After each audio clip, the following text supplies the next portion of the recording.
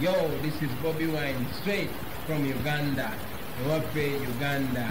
Big up that YouTube channel. Subscribe. Bangis chachara. So, ndoza enaku zasigaza kunsizija kubambale naye nga jukira Katonda akuwayo kyetuita extra life bwana bamuwadde aizo bana tamuwadde kyekyo nenga kyenjagala bagamba ili tumwina ali mu mbeera embi nnyo omumwa gwazibye kwegamba mu butongole ndoza asigazizaako 15% ayinza okuba naye agenda tuvira. So Mukama Katonda atali anguzi ngera bategeeza nti eri tumwine bayinza omutabamubukira ssaawa zino oba ne balinda okulonda nga kuwedde bwana bakomyewo engulu ekyo tugende Katonda asobola omuwaayo omukisa omutonondo naye nga wenjogerera mu magwazibye ali ku mukka ogutali gwa butonde omukka gw'obutonde guno gwosanga tubakutaddeeko byuma ne ali ku oxygen takyayogera mu magwazibye n'okwenya teyenyenya. So ndowooza aliko 15% oba 20% mu bulamu bwe. So yo eri tumwine ansa zikola nabagambe yono omukyala Janet Kembabazi ebirwadde bimuno jazzeemu naye manye essala zikola ayina ekikulukuto kyamuzzeemu n'ensimbu temukuba temulekera tena kyemulekera kati. So essala zikola bulungi. So mwongere essala musindike omulimu mugambe fire mubasindikire fire mujja kuwulira nono mumpembe naye nfunyeko amawulire sinaga konfaminga bulungi naye gali genda konfaminga nti omugenzi Kayira naye amulumba essaawa yonna amugamba lwaki wanzita jangu era nentegeeza bafamire y'omugenzi Andrew Tankome Kayira mubeere nnyo mukuuma amalalo g'omuntu oyo kubanga ono abasawo bamugambye alina okugenda ye nnyini nga mu buntu agende ku malaala ago ateekeyo eddagala babeko n'emikolo gye bakola. So mukuuma amalaala ago oyo musajja wajjira oba muteekeyo kamera ku malaala ago wetasobola kulabira twagala kulaba omumpembe ono ngazze oba musawo yamugambye kujja bukunya oba yamugambye kujja kukola ki naye ng'alina okujja in person okuyimiriza omuzimu gwani gwa Kayira. So mukitegeere nno nti n'omumpembe naye embeera si nnungi. So mbaga musabe essaala muzongeremu kyoke tugende mu maaso nga buli kimu ekikola ki bwe kitambula. So nno ago nno ge gabadde ku mawulire agamu agatandika olwaleero. Ensonga endala kubanga sinatandika video. Ensonga endala bya baganda baffe bonna bakwatibwa mu bitundu bya Kalangala ng'omukulembeze waffe agenza okubayo campaign. Amawulire agafuluma ku mitimbagano mangi nnyo naye nga nze mumanyi nti nze nzija nempa amawulire ne ŋŋenda njala bbawo amawulire gano. Baganda baffe bakubibwa bubi nnyo n'embeera etali ntuufu gye balimu si nnungi nnyo era tewoomya ddigobe okuli abalenzi n'abawala. Yenna gumunawulira nti bamutadde nga badde munnamawulire oba bana ba NBS oba NTV oba bamutadde kubanga babadde si bwe baagala bannamawulire abaffe n'abawagizi ba Kyagulanyi babadde bamutambulirako wepoda bamukuuma be basinga okwagala emikwano gya Kyagulanyi bala basobola obbata naye abaffe tebajja bbata. So babakubye bubi nnyo beyond recognition okujjako ekyennaku kyenjagala mu ntambuliza ka video kano mukasalemu. Nabagamba Yosef Tabasira omutano wa Kalekezi akozesa ebitongole by'okwerinda okulaba nti atta n'okutulugunya bannayuganda. As we speak right now, the entire team of NUP campaign trail of Robert Kyagulanyi Ssentamu, listening to which was arrested like a week back, all our comrades, they were beaten severely to the extent some of them they can't be identified. But unfortunately, the worst thing is all girls, all women who were escorted to Robert Kyagulanyi Ssentamu, they were gang raped.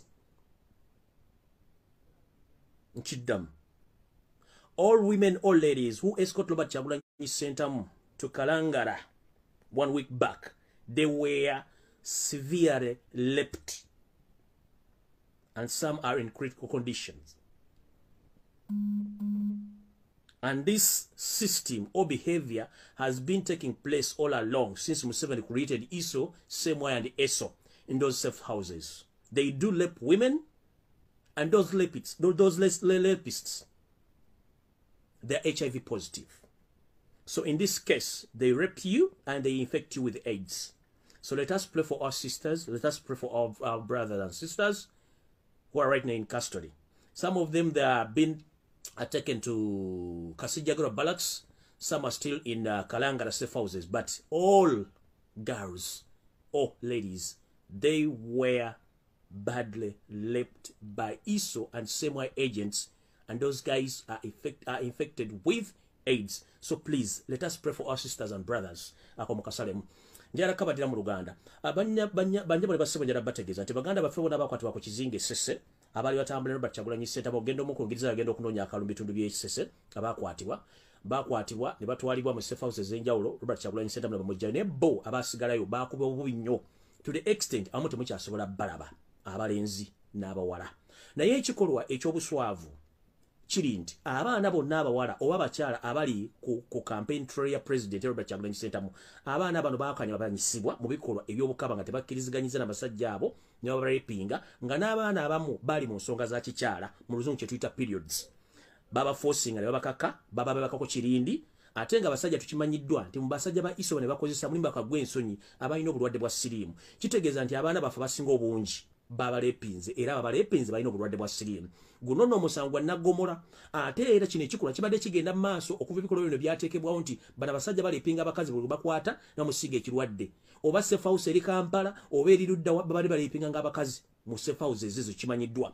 Kuno manyi kuliko abasajja ba iso abasemwayi aba eso n'abali mu state house abalaba nga n'esyo tobasira mutano wakale kizimanyo ndaba muhozi mutabani wo manya ndaba n'abali ku semwayi ekireka abali ku SIU abali ku kitongole kinonyereza emisango ekibuli manyi mulaba mulina ekkalaamu mulina ebitabo muwandika notes mutwaliyo sio tobasira mutano wakale ekezi. This is a public note. This kind of nonsense must stop. Raping a woman, it's a criminal case against humanity. Torturing someone is a crime against humanity. There are courts of law. If you arrest someone, please produce him or her the courts of law. Let the judges take the course, but not you, security agents. Stop abusing human rights. Stop raping our sisters. Stop raping women. Abaana bonna abawala mwabarepinze. Era bajja kuva bakonfininge oba bagubawulire public bikyebera mu safe houses. Nenga butugenda maaso okusabira eggwanga n'okubuulira eggwanga biki ebituufu bigenda maaso. Nenga kino ekikolwa kirina okukoba okwata omwana obuwala omulepinga oba okwata omukyala n'okuba omusajja n'omujja mu bulamu bwe n'atuuka okuba nga takyasobola kwogera nga ne face teri recognized, awo sijja kulwawo. Ngenda ku nsonga endala. Ekitongole kya poliisi ekyafuuka eky'abakimpe nkyefugire. Omukulu akikulembera kati Okoth Ochola recently yawandiise ebbaluwa nga ayagala kulekulira ne bamulemezaawo. Kwe kumuteekako ono gwe baleese oba ye Peter Okech gwe baleese eyabeerako e Somalia mu bikolobero by'obutujju kati yalinga adombera police. Mr. Peter Okech and your entire team of police officers who are working on behalf of SFC and the State House, please stop fooling Ugandans. Right now as you speak, like 30 minutes back, you've already tweeted on your Twitter accounts showing that Eddie Mutwe, Nubian Lee, they are still alive and kicking, and you've produced them by taking their photos to pretend that you know where they are right now. But whatever you are doing is wrong. Eyo mitandika okukola okutandika okujja ebifaananyi by'abantu ne mutandika obifumbirira ne mukola photo edit okuleeta Eddie Mutwe Nubian Lee abantu abalala mubatandise obateekako mbu simanyi gye bali balamu mubataddeko case files bino ebipapula bateeka oba criminals babateeka. These are not criminals, are Ugandans. Bemutaddeko ebipapula ebifaananyi byonna mutadde byonna biri fake edited. Ebyo si bana si Eddie Mutwe si Nubian Lee si mulala. Mukimanyi bulungi mwabakubye beyond recognition. Eddie Mutwe Nubian Lee bonna mwabakubye okuba tebakyasobola kukola ki kubeera nti bali recognized. Kati fake tweets ze mukola okuziteeka mu public obalo osanfe tuli basiru mujja kufa ne firimu zammwe ate mujja kwansaninga question one by one ate nga twetaga answer. Ate nno mbabuulira kino kankibabulira international human rights temumanyi kikyoliko naye tubawadde essaawa 24 either nga mbalese mu kooti bwe mba temubalese mu kooti ekigenda okuddako mugenda kitegera kubanga nabagambye ekigenda okuba mu 7 temugenda kimanya. Ekigenda okuba mu 7 temugenda kimanya. Ekyo sigenda kirwako.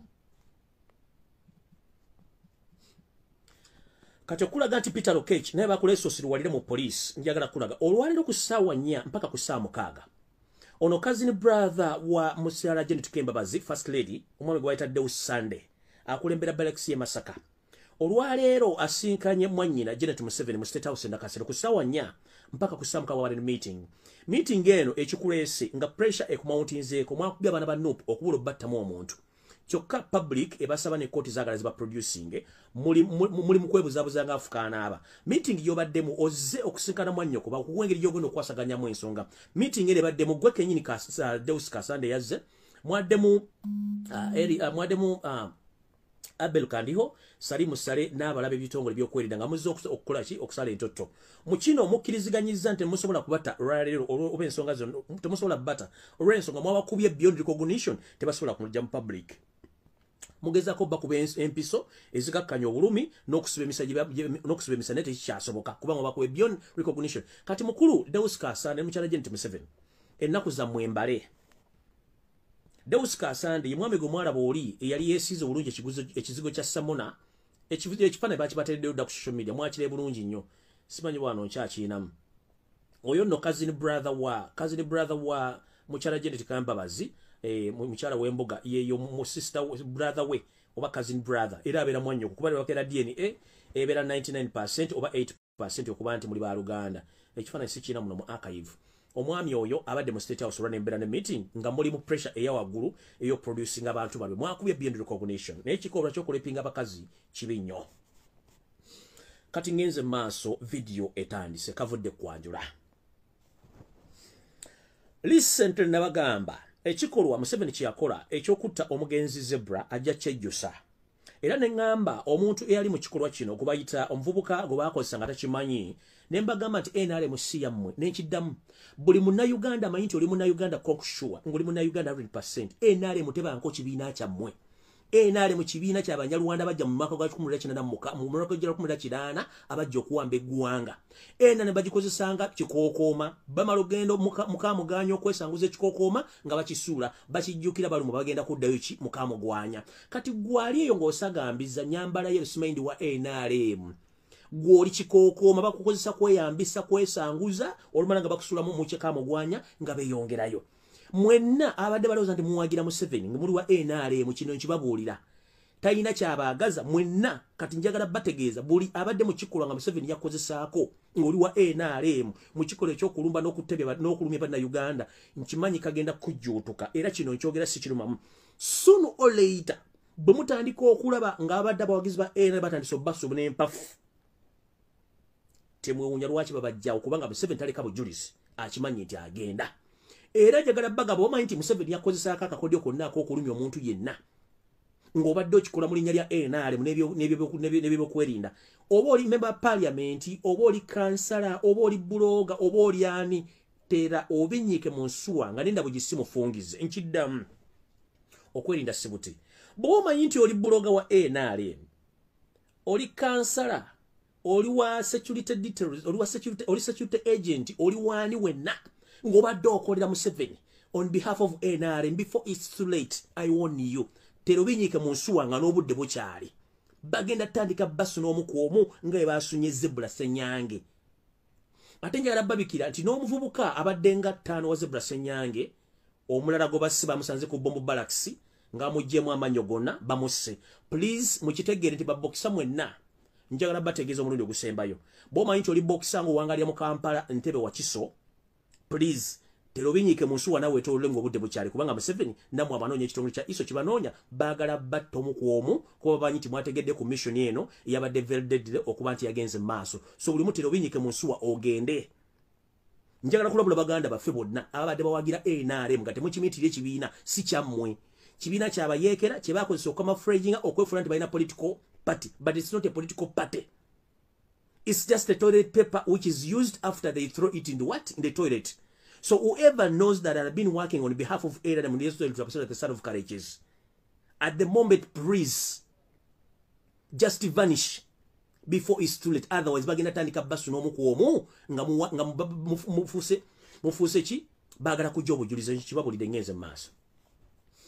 Nabagamba recently Museveni bwe yalonda mutabani wono muguweddalu oba mwana wa muganda we Salimu Sale gubayita Jeno Musiru akanda naho kyo gubayita Jeno oba yita Jeno muhozi kanyiruga bamanyi kulo kwoli namunondo okuba nti akulya amajega SFC ekyo ndekikola kyali kya butetizi nnyo kati ne bagamba bamula Museveni ngazzemu okukyusa amaje gonna agenda kuleeta abantu be konkushuwa beyekakasa nti bano ba family ye mwali muloza ansaga mwande muli awo omwami ono n'akyusa amaje amajege yakyusiza be baani benjagala obanyura nga sinagenda ku kiwandiko kiri kitwafunye tabalaze ndyoke ngende ku video entuufu ngenda kabasomera mu luzungu then kabanyonyole mu Luganda mukategere bulungi. President Museveni appoints Andrew Mwenda's brother known as Major General Kayanja Mohanga as overall operation coordinator of security in Kampala Metropolitan during the after elections. Yoseri tibahabulwa lutabayisirwa mutabani wa Karekezi yalonze yalondiza muganda Andrew Mwenda ayitibwa Major General Kayanja Mohanga ngono agenda okubanga akulira okukola ebikwekweto byonna ebikwatagana ebyokwerinda mu kibuga Kampala n'ebitundu ebirala byonna bisigaddewo mu kulonda n'okulonda gakuwedde. Ani Mohanga mbagambye Muhoozi omukyala muzala si Janet Kembabazi. Muhoozi omukyala muzala yali mukyala Mutoolo. Naye omukyalo ono yafuna embaliga bwe yayagala mulamu we gobayita Jerusalem Sarakanda ntaho namuzala mwana gobayita Muhoozi. Museveni tekyamuyisa bubi era Museveni kennyini naye ejjirawo omukyalo n'amuttira. Naye ng'omukyalo we mama wa Muhoozi mwannyina asooka ye Andrew Mwenda oyo propagandist wa Museveni abeera ku TV era omubbi muzibu mfere. Omwami oyo alina baganda be bano wammanga. Alina oyo omwami gwe bayita Major General Kayanja Mohanga oyo muganda wani wa Andrew Mwenda. Kitegeeza Kayanja Mohanga kojja wa Muhoozi Kanyirugaba. Kitegeeza baleta family ebukojja yebeekuuma omwana ne family ya Museveni. Tugenze maaso. According to the sources, General Mohanga will report direct to the president and the joint security task forces, but he will work closely with the commanders they fought in Somalia. The Deputy Inspector of Police, Major General Paul Lokech, and Mohanga are known in security circles as the ruthless commanders. Bakugambye nti okusinziira ku nsonda ez'ensirika, Major General Mohanga ono kojja wa Muhoozi ajja kuba awa obubaka butereevu eri eyita omukulembeze wa Uganda omugwira Joseph Tebasula mutono wa Karekezi wepo n'ebitongole byende bikwataganira mu byokwerinda nga bwe balwana mu Somalia era nga ono baleese gwe baloneko mu Somalia gwe bayita Peter Olokech nga yafumyuka omukulembeze wa poliisi bano bajja kuba baripotinga direct nga bakola emirimu egyo kubanga bano baladdeko mu Somalia nga bakola ebikwekoto eby'obutujju mu Somalia ndoza mukitegedde bulungi. General Mohanga has previously served as the commander of the UPDF contingent in Somalia in 2014. He is an elder brother of veteran journalist Andrew Mwenda and registrator Margaret Mohanga. Bakugambye nti ono General Mohanga yaliko oba yasavingako mu magye banga akulira ekibinja ky'amagye aga Uganda People's Defence Force agawanga mu kibuga Mogadishu oba mu nsi ya Somalia mu mwaka gwa 2014. Ono era ye mukulu wa Andrew Mwenda ono munnamawulire omuli w'ebisiyaga era omusirisiro omugwaga propagandist wa Museveni. Ono era mwanyinaabwe omu ku yali mwemba parliament akulira ebitundu ebimwe mu bagwanjo bwa Uganda omukyala gwe bayita Margaret Mohanga. Ani ajjukira Margaret Mohanga? Margaret Mohanga abeera mama wa Muhoozi muto kubanga mama wa Muhoozi yali muganda woono kadoza mula family yesembedde. Omukyala ono Margaret Mohanga batamujjukira. Mujjukira omukyala gwe baleeta mu parliament ng'ayina aguze ettaka kwagala oddimala mu Buganda ng'akozesa ssente empya n'enkadde. Bamuyita mu parliament okumubuuza jjajjesse n'abagamba nti ye alunda embuzi n'ente era ente emu gy'atunda evaamu biliyoni emu eya Ugandan shillings. Bwe mwatandikira okulaba we bagamba nti story nti nange nina embuzi evaamu miliyoni 3 miliyoni 4. Kati omukyala ono arrogant nga mulya muhenda bwakola emirimu gye. Nono omukyala Margaret Mohanga bwatu bwe yajja n'amanyire eggwanga n'aga nti yalina ente ze buli nte ng'agitunda akawumbi kamu aka Uganda okuba nti afuna ssente ezaali zikola emirimu gye baali bamubuuza okugula ettaka oddimalawo n'ettaka ly'abantu Ssekinomu be baali bagoba ku ttaka. Kati no ye famire eyo. Oli gwe baleese kati yakulya ebikwekweto byonna muganda wa Andrew Mwenda. Andrew Mwenda omulimu gwe gwakubuzaabuza kufuga na kusuudiwaza bannayuganda gwe omulimu gwe gwakolera ogwo. Kati ngenze mu maaso. The information reaching on my desk indicate that Kawanda Agriculture Research Station, 9 miles away from Bombo, plus Namarere Mechanical Agriculture Research Station, both in Wachiso. The heavy deployment of Salim Saleh Somali's foreign soldiers, as we speak now, they are using the best. Waliwo kugamba nti omwami Salim Saleh olwokuba nti ye Musomali kyemwali temumanyi ono nno yatandise okuyingiza abasomali bangi nnyo mu Uganda okuba nti bagenda kukola obutabanguko mu Uganda nga okulonda kumaze okuggwa kubanga kyebeetegekera. Bakozesezza ekitebe ky'ebyobulimi ekinoonyerezebwako ku byobulimi ekya Kawanda Research Center kilometers 9 okuva mu kibuga Kampala. Wepo n'ekitongole kye kimu gye bakanikira emmotoka z'ebyobulimi era ekya research ekya Agricultural Station e Wachiso eno bataddeyo amagye batadde enkambi z'Abasomali abagwira abasirikale abalredde okuba nti bagenda kuwanganga Bannayuganda n'obba kubobba mala mu nsi. Era tugenze mu maaso. ekitundu kino ekya Kawanda Research Center kiri mu municipal ye Nansana. Kino nno kikiikirirwa omumpembe Kibirige Ssebunya. Ono yali mutabani w'omugenzi Kasule Ssebunya eyagamba nti enkima bwe ziba zirya kasooliwo naawe zikwate ozirye era nga mumanyi bwe batyo. So nno ono nno omwami yawangula musajja wa DP Wakayima Musoke ne bagenda mu kkooti nga bakozesa amateeka gaabwe agakangalu ne bakyusa Wakayima Musoke ne bamugja ku parliament ne babuwa omumpembe oyo ali mu kukola ebintu bino ebyekisiru. Ngenze mu maaso. Bwe tuba tugenda maaso bano nno bataddewo oteka operations eza military n'amagye amagwira naddala okuva mu Somalia ddala Abasomalia abagenda okuba nga batega bombu bitundu ebyenjawulo bya Kampala olw'ensonga nti State House eri mu ki eri mu panic. N'ekitundu ekira kye bataddemu amagye amagwira bakiyita bagamba nti amagye 3,000 agava mu Angola nga gavudde ku guli omutwalo bonna nno batandise kwimubwa gye bayita ekakiri bulindo owayita ku Church Road at Kalenge Residence Wabayita wamama Kisanja home aho nno batadde amajega 3,000 agachi agabagwira agagenda okola omulimu ogwo ndoza muntegedde bulungi awo eyo nno sinatuuka ku video kuba tenatandika kati njagala video etandike bulungi nnyo ngamba somera ebiwandiiko bino mbibanyonyole bulungi nnyo mukitoke mukitegeere bulungi nnyo. Okay nga sinagende mbali mumbuuza nti bannange ekisawe ky'Entebbe kiri biki. Ekituufu kiri nti ekisawe ky'Entebbe n'ebintu bingi nnyo ebiri mu lusuubo bigenda otwalibwa egavumenti ya China.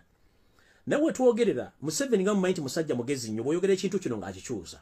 Oluvuvumo olw'okutwala ekisawe ky'Entebbe Abachina kyeddiza lwafulumye lungi nnyo. Kyajja okukola kati kankibabulireko bifo amazima gali nti ebintu bingi eby'Uganda bagenda otwala nga ne Revenue Authority bayinza ogitwaliramu.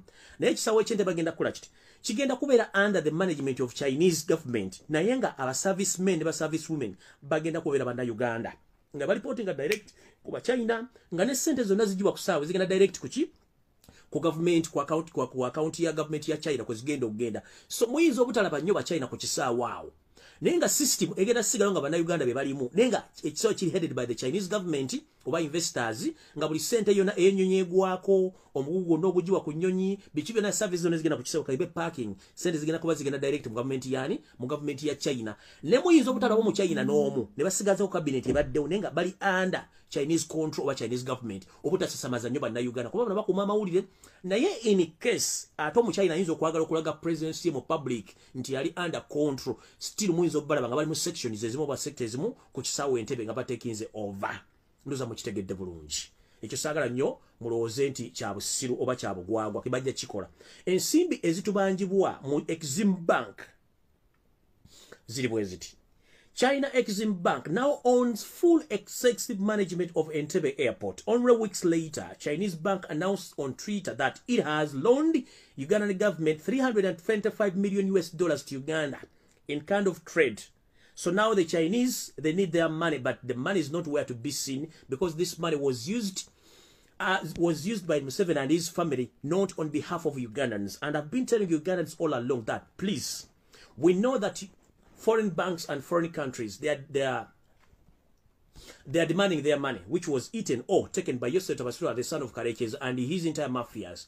But for us as we Ugandans, we are less concerned about these loans because these loans were not used properly on behalf of Ugandans. These loans were consumed by the first family and their mafias. That's why, if the government changes, we are less concerned about all foreign loans because they were misused or they were used by Yosef Tabasura, the son of Karekes, and his mafias. Nyenze maso. Kati katugende ku mukulu ono, before nga sinagende, yobanange. Njera bategeza, mugende ku polling station wolondera bana Uganda mwenna.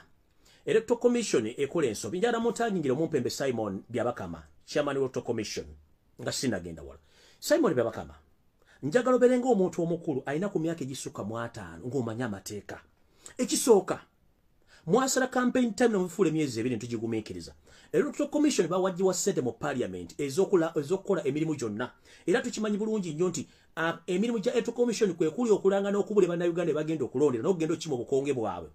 Electoral Commission bobanga tewavuddeyo kubulira bana Uganda nti obukonge ko bagenda okulondera bufulumizza n'okifula kyamannyo n'otuuka okujja ku TV n'oga nti omuntu bono banga tuli mu lukala lw'abalonzi ne bojja n'ennanga mutogenda kulonda nga twamaze kitegera nti ennamba esukka mu bukadde 3.5 mu bitundu ebya Buganda byokka mu abajjemu si balonzi era nga abantu mwabe myasiroketi ziri batwala bitundu bye batalondera notachibulira public je misange gigendo kuvunanibwa njala tegeza public buli mujali please mugende ku parish ku level village mugende bukeberere obukonge bwamwe obokulonda nti bwazze bwe kabate kaze mutandika okukola kye tuyita profiling buli muntu yena gubajja mu lukala lw'obolonzi atafunye kakongere obukonge gye buli tebajja kulanga Electoral Commission tegenda kulanga nti gye buli kubanga baagala mutagenda kulonda baagala ni mugendo tukali kunako olw'okulonda nga temukyasobola kwekebera mampukalaza nga temulimu bolo de bawadde abantu baabwe abagenda okulonda kwasona bulu bagenda okubba so mukulu Simon Bakaba sente zonna ze bakuwa okulanga ebintu engeri gye bagenda okulondamu okuteeka okulonda n'otazikozesa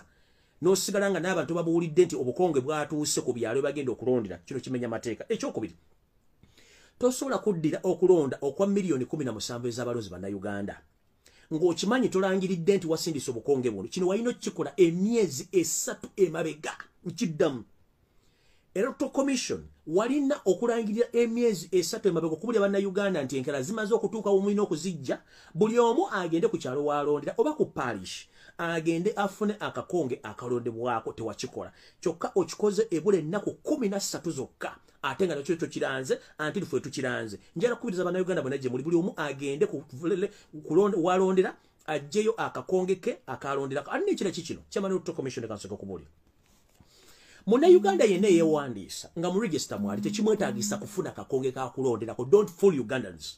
If the register is there, there is no need to give someone a voting slip. Because he or she is already registered in the voters register. Why do you give out the voters slip? It's like you created other voters registers and the original registers, they were nowhere to be seen.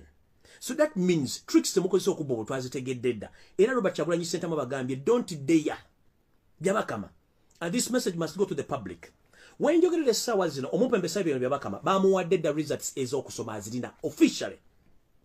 Simon Byabakama, judge, chairman Electoral Commission, mutabani w'omukulembeze w'eggwanga omuto oba gwamuyita anko Yosel Tabasirwa mutonu wa Kareches ne muhozi kanyiruka buponde Salim Senere Janet bakoze da doctorate results ze bawadde Simon Byabakama n'ebyokusoma bimanyi ku lunaku lwagenda okufulumya results zino era kimanyi bulungi. Simon Byabakama olina results ze bakuwadde lwakuba toyagala kibulira public gwe kye wakoze okufuulinga abantu kwe kubaga bwo yamala okulonda kiri mu take over ewo. Mukulu Byabakama nja kugamba bwenti bwe mutulaba kama to temutuyita mbuzi, bwe mutulaba koboya temutuyita nte. Etteeka gwalisomyeko mu constitution kinti omuntu wamala okulonda olina omuforcing okudde waka. Kubanga already mulinawo plan eyokuba nti mugenda kukola shoot and kill nga mu kiwandiiko kyengenda okusoma. Olwokuba mu movement tetusobola kuanalyzinga issues zino bannayuganda tujja zibakolera. Kyojja okukola ku TV no kyogera already kibeera one planning abakitadde mudda. Kati gobo ogamba abantu bajje balonda yavaawo. Ngorede mu kiwandiiko Mukama Yosef Tabasirwa mutabani wa Kareches kye yayisizza nga kiraga nti bagenda ku disorganizing okulonda buli kimu. Byabakama mukulu kansubire nti gwa magezi go ate tebakufuse mbufusi mutwe kubanga osirwa at the extent you can't explain to the public. We know whatever you are talking, whatever you are producing or whatever you are giving to Ugandans, it is already doctored by the state and SFC. Gojja walinga ekiwugulu ekiraba ekiro nekijja kikalula maaso ku TV ng'osoma ebintu bitakwatagana nga tebiri mateeka. Mukulu nze Robert Kyagulanyi Ssentamu kyayogera kyengera nakyo atugambye buli muntu amala okulonda please keep a small distance from the polling station. Wait until all results are out. Akugambye oli waddembe okusigala ku polling station nga weesuddeko meters nga 5 ku 10 oba ku 2 okuva balondera oline paka balalangiri obululu obwo. So oye nakugamba nti va ku polling station ebyo byonna byogera Byabakama kubanga bimugambye bayino bikola. So mukulu Simon Byabakama results ozina twategedde mwazi doctorate twenze kubanga muina polling station ezammwe muina results ezammwe muina register ezammwe tunatu twakitegedde results wazifunye dda zogenda okusoma naye tukulayirira bukyanga mulya myungu kuno mwalidde mutanga. Kati ngeze okubannyonnyola ekipapula kino Museveni kye yawandiise ate njagala Museveni abeereko kuno kuba manyi kwali. You Mr. Coward, Yoseri Tibahaburwa Rutabaisirwa, the son of late Kareches, who killed his own father to hide your identity. I'm talking to you directly because I don't fear you. When we speak, we die. When we keep quiet, we die. You've been looking for me almost for 2 years, and up to now, you're still looking for me. You have your spies here, already where I am, but they can't get me. That is a sure deal. You think that we can't get information. You send the police to say that the statement or the papers which were circulating on social media were fake. We know you are signed. We know that we get the information from the state. The army spokesperson or the spokeswoman, Flavia Bekwaso, I warned you. Never ever participate in monkey dance. Because at the end of the day, you are going to suffer. And the information which I'm gathering, you too, you are munyampi. You are manga this clique, although you are called Bekwaso. But the information I'm gathering, you too, you are Munyarwanda, who come afraid to be a Muganda. Because I've got the information of 7 doesn't associate with someone who doesn't have any Rwanda background. And the information we gathered that Museveni was so furious to get to know that the late Felix Kaweesa was a Rwandan origin, but he was loyal to Ugandans and he was ready to serve his nation. And he's still regretting as to why his assassins finished late Kaweesa. He didn't know that Kaweesa was among them, but he loved his country and he served the nation with one heart. So, Madam Flavia Bekwaso, you come afraid to be a Muganda, but you are not. I'm profiling you slowly, but the information we have gathered right now, you are among the clique of Nyarwandans who come afraid to be Baganda, pretend to be Baganda, but fooling yourself. But for us, we know you're background. I'm still profiling you. Now, back to Yosef Tabasura, the son of Courageous. Mr. Yosef Tabasura, the son of Courageous, I know you're watching. These documents, we got them from the reliable sources in the State House. I told you that you, yourself, your wife, and your son, you are among the people who give us information. Now you send this fool, Flavia Bekwaso, to say that all the documents we are just searching on social media, they are fake. They are not fake. It's you who wrote this and signed, and you given task to the following people. Cutting it up bagamba. Omukulu Yosef Tabasura mutanu wa Courageous. Kino kye wakoze okudisorganizinga okulonda kwonna ndo deployinga. Ekino kimenya amateeka. Mu by'okulonda amagye tegalina bagasayi, tegalina ogabeda mu kulonda. Bino bye wakoze okuddira amajeego otandika okugawa emirimu gy'okukola. Ekiwandiiko kino bwe kisoma. Nkyalina information era y'obbawa. The State House of Uganda, P.O. Box 25497, Kampala, Uganda. Kati mukulu, munjagala mugende ku Gola Moses, mukebere P.O. Box address ya Uganda State House, eye Kampala. Bwe bateri 25497. Nja kubanva ku social media kuno. Kile kiwandiko kyandikwe ngenda kuzo mwezi 19 omwezi ogwa December 2020. Kisoma bwe kiti. Deployment of commanders for the election overnight. Okusasanya abagenda okukulemberamu naddala nga bamagye okulabirira n'okukyankalanya okulonda emisana n'ekiro kugenda bwe kuti. Bano abantu bonna bwe walonze buli omu alina lankaye n'amanya gaabwe n'ekifo wamutadde ne byagenda okukola. Naye bagenda okukola bira bifaanagana. Asooka mu maaso ye General Salim Saleh Akandwanaho Guligore. Ono muganda wo bwe muva mu lubuto lwe lumu oba mu kiriza kye kimu. General Salim Saleh Akandwanaho George yagenda okuba countrywide overall commander.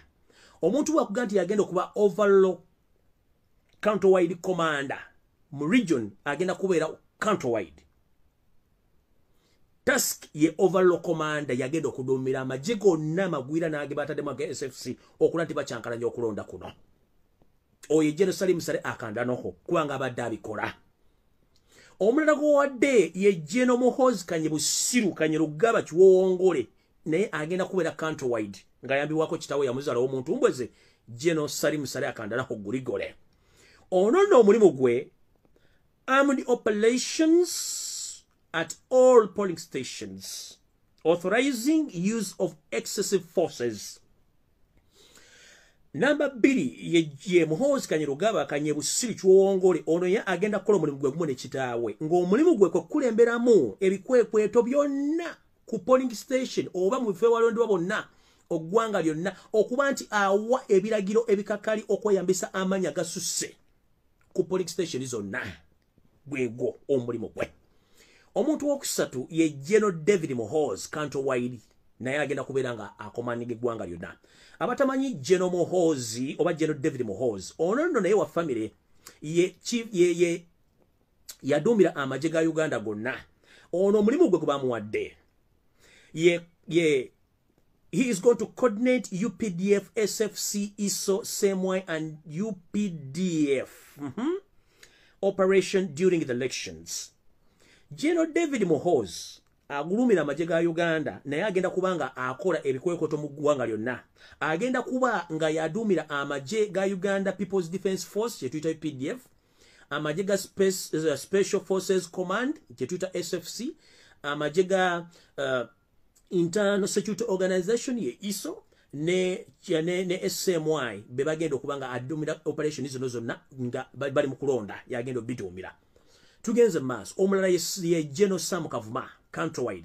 Ono lolo ye is to lol and operation of Huawei mapping software in all Kyagulanyi stronghold. Omuntu bwakugamba nti General Sam Kavuma agenda kulira ekikwekweto mu ggwanga lyonna ekigenda okubanga batambula ne kampuni y'amasimu n'ebyempuliziganya eby'omulembe guno gye bayita Huawei yegenda okubanga akwasaganya okuhakinga okukyusa software ow'amasimu ne laptops mu bitundu byonna ewagenda okubeera amaanyi ag'amaanyi agayitiridde Kyagulanyi wayina amaanyi. Mu bitundu bino muli Kampala, Wakiso, Ntebe, Mukono, Masaka, Mityana n'ebitundu ebirala Kyagulanyi wayina amaanyi. Wano bagenda teekawo ebyuma ebijjako empuliziganya, ebyuma bikyankalanya empuliziganya wepo n'okuba nti bagenda kubanga bakebera mu bisenge bya results za Kyagulanyi kubanga bazikyusa ogwe mulimu gwe. Ngenze maaso. Owokutaano ye General Leo Chanda. Leo Chanda is going to butterize and buying off NUP supporters, blocking observation farms, accessing all talent centers, blocking foreign medias, accessing to the voting centers, scaring and intimidating voters and frustrating voters to be kati wulira embuzi zino wano bakugambye bati nti General Leopard Chanda ono yagenda okkulira okulemesa okugula bonna oba no General Leopard Chanda yagenda okulemesa okutulugunya okuchunya abawagizi ba NUP bonna bagenda okulonda. General Leopard Chanda yagenda okulemesa abo bonna abagenda okujja okulabirira n'okutuuka ku ttale center obagattira ebivudde mu kulonda n'okulemesa bannamawulire bonna abagwira abazze okuba nti bayinza okutuuka mu bitundu ewalondebwa wepone wabalira obululu wonna yagenda okukola omulimu ogwo n'okutiisatiisa okukanga abalonzi ba Robert Kyagulanyi Ssentamu n'okugezaako okubassa mu mbeera ebalemesa okulonda n'okubatuuka ku polling station okulonda nga bateekawo embeera yonna esobola. Mu kino bagenda kukola batya? Bagenda kusindika abasirikale abagenda okuba mu ngoye eza bulijjo nga nabo nga balinga balonzi n'engoye ez'amagye. Bagenda tandika okuteeka abasirikale betuyita abaloko defense naba iso mulayini nga bo beefula nti babazze kuna nga sibagenda kulonda. Batandika okukyankalanya abalonzi ekinaavamu okulwana kubeewo tiyagasa avuge embooko evuge. Sina kindi okusindika abantu mu byalo okutandika obbaga temugenda kulonda eggwanga li mu katabanko temujja tuuka mu kulonda ebintu byonna bagenda bikola. Olwono olupapula olusooka ku bipapula Museveni byeyeeganya nti bisi bituufu. Ngenze maaso.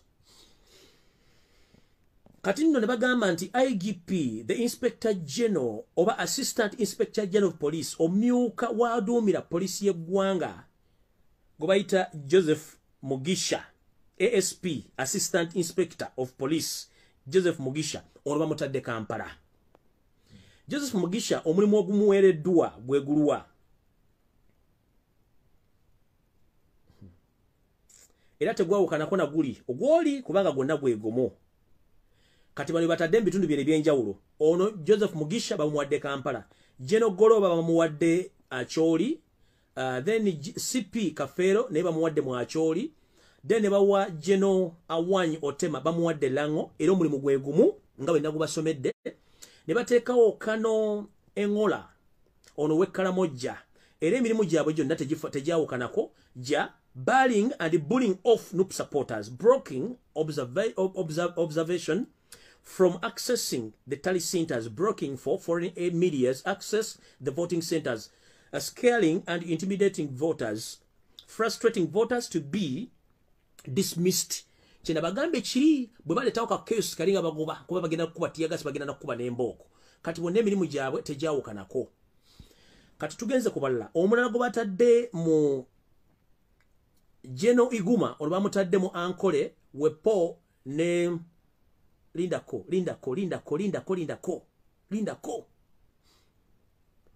Jeno Iguma bamutadde mu Ankole. Waliwo ASP Anatoli Muleterwa Edmaster wange njala kugamba gwe nja kwenoonyeza bw'omu kubanga nkumanyi wansomesa ekyo kimanyi. Anatoli Muleterwa gana amazina ge bakuyingizaamu ekirungi omumanyi bulungi, omanyi kyensobola okukola, omanyi kyensobola okukola mu Kampala. Anatoli Muleterwa kati kano kankakulageko ng'ekyekizampo mwenna abantu b'omu Ankole we mulabira ku musajja gwe bayita Anatoli Muleterwa musajja musoga. He is a very soft-spoken person. Mwogeza ddembe wakisayogera bulungi with red eyes ebintu byabikwata mpola. He is my former headmaster. Anatoli Muleterwa atula ku CPS kwate okujja nga bakukyusa ne bakutwala ku headquarters za police. I know you. Tewetantana kugenda mu mazina ga kukwonona bana gwenja kwenoonyeza bw'omu. I know you. You are my former headmaster nkumanyi. Nkumanyi. Anatoli Muleterwa don't dare participate in monkey dance. Gwenja kwenoonyeza bw'omu nja kusindikira n'abakuba bakumanyi be wasomesa bamanyi bakumanyi. Anatoli Muleterwa abantu mu Ankole babulidde this guy is called ASP Anatoli Muleterwa yomu kubatadde mu Ankole. Ono mulabirako babulidde mu Uganda identify nja kunoonya n'ekifaananyi kye wano nja kibawa. Don't dare kubanga nze nkumanyi. Nkumanyi gwe ng'omuntu headmaster wange nkumanyi. Gwe nja kwenoonyeza. Government ng'ekyuse nja kwekwatira. Physically kubanga nkumanyi. Era n'omulimu gye bakuwadde ye. So Abanyankole mwenna Abanyoro Batoro omwami ono mazo mubabuulira mazo mwadivai Anatoli Muleterwa mumanyi former headmaster wange nkumanyi. Gezo wetabe mazina g'enkimagano. Ngeze kumulala Jeno Guti ono bamutadde Mbusoga. Bw'omusanga Jeno Oguti ono musajja alimu omusayi mu Kalamojja n'oguli awo naye gwe bawadde omuli mu Busoga region. Then waliwo Jeno Chaze ne Jeno Sunday oba Jeno Sunday ono we Masaka ali mu kutulugunya baabana ba NUP bonna mu Balaxi ye Masaka. Ono nno bamuwadde West Nile. Ndowooza ono Sunday mulala. Then tugenda ku Major Jeno Musanyufu bamuwadde Renzuluru. Abakonjo mwenna baba abantu baba baweredde bawudde abantu bagenda batulugunya.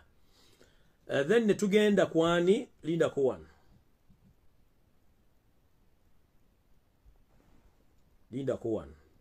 Linda ke Wasemba.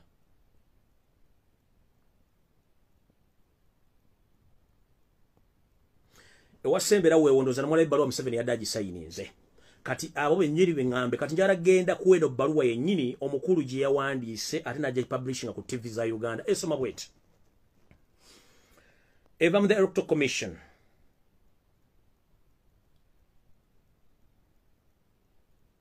The Insurance of Voters Location Slips VRS in bracket for the general elections coming 2021. In preparation for the general election 2021, the Electoral Commission will issue voters location slips to voters across the country to enable them to allocate their respective polling stations and polling day.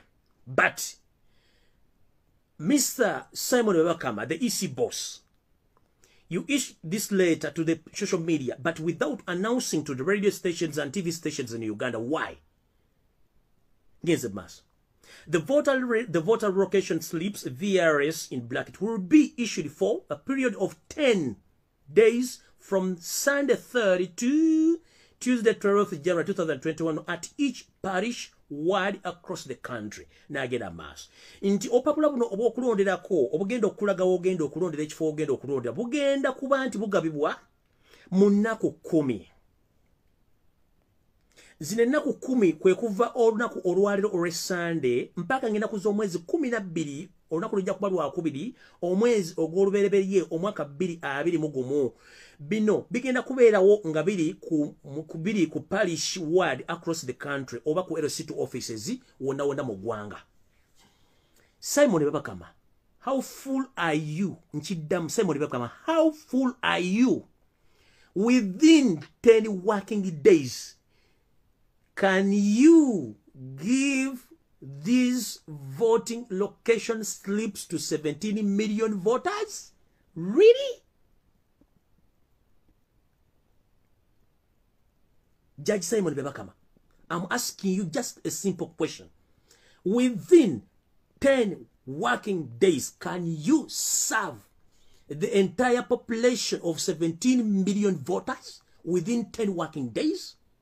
You didn't advertise on any TV station in Uganda. You didn't advertise on a radio station in Uganda. You didn't even do it on social media. Who is fooling who? And why do you fooling Ugandans?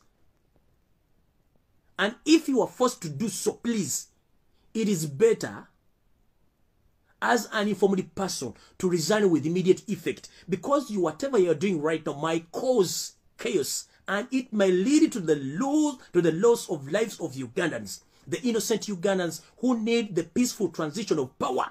But for you, you are just there fooling yourself because you're working on behalf of the rotten regime. Mr. Simon Webakama, stop fooling yourself, please. These 10 working days are not enough to be used to serve the 17 million voters. 10 working days. You didn't advertise anywhere. That one is impossible and it can't happen. So who is fooling who? Chinwandi badde wachikola the 3 months back. Remember, some Ugandans, they are not informed as you think. Tebamanyi baita parish, tebachimanyi. Chiteke chino bagambibwa. Parish ye LC2 offices. And to mention, parish offices countrywide, they are not functioning. Zizafa, but bamanyi LC1. Please, why do you fool Ugandans? Because mukosa advantage ya nchimadi bana Uganda basingo wunji, bali uninformed. Leave us who can come out and we talk, but so many Ugandans are quiet and they are intimidated. So how dare you no passing a chintu chino ku social media no government over 10 working days? Kati njagala chikola bwente. People, njagala mugende munonyizo musajja ono wasula kati asana busanyi chibuo okonga jya kwato jitukta. Singa abadoli genuine nga byokolo bitegeera. Kwata kalichuleta. Owandike milioni 17 mu Uganda, owandike milioni 17 ku kalichuleta yo. Nebu pass slips obuwera milioni 10 nebu voter slips location 17. Tulabe hours meka mwogendo bugabira mu Uganda yonna abantu bafune buli polling station oba buli parish.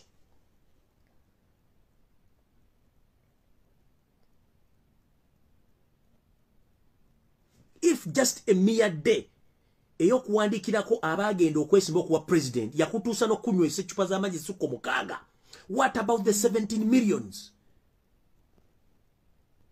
Tewaliwo advertise ku TV, tewaliwo advertisement ku radio, tewali kintu kyonna kiri ku social media because mwagala keepingira bana Uganda nga bali wansi wa deski tebamanyi mubasazeko media, mbasazeko information mwe muyise bintu bamugende. This won't work at this time tubalaba. Ngenze maaso. The VRS is a response by the Rockto Commission to complaints raised in the past elections, where some voters reportedly difficulties in locating their polling stations. It bears that the particulars of the voters, namely photographs, name, date of birth, and locations, that is, district, constituency, sub-county, parish, and polling stations. The VRS also bears a unique body code or barcode, which will be read by the biometric voters verification machine, which will be deployed at all polling stations across the country. Let me ask you one question, Mr. Simon Babakama. Now, we had some information some time back that you are going to bring some new technology in these coming elections. Which technology is not displayed or taught to people of Uganda? How dare you? You are going to use these sophisticated machines to verify the voters in locations. Biometric. If someone doesn't know how to write his or her name, how will he or she get to know these biometric machines which will verify the voters' slips? Nembwa momo tujoze banange.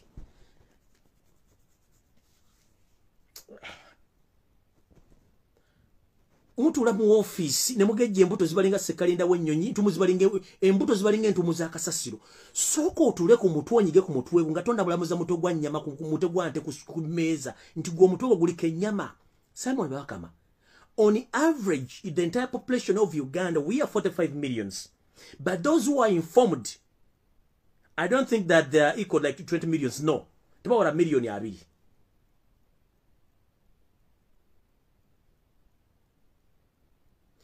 Tulina population ya million ya namba 5 ez'abantu.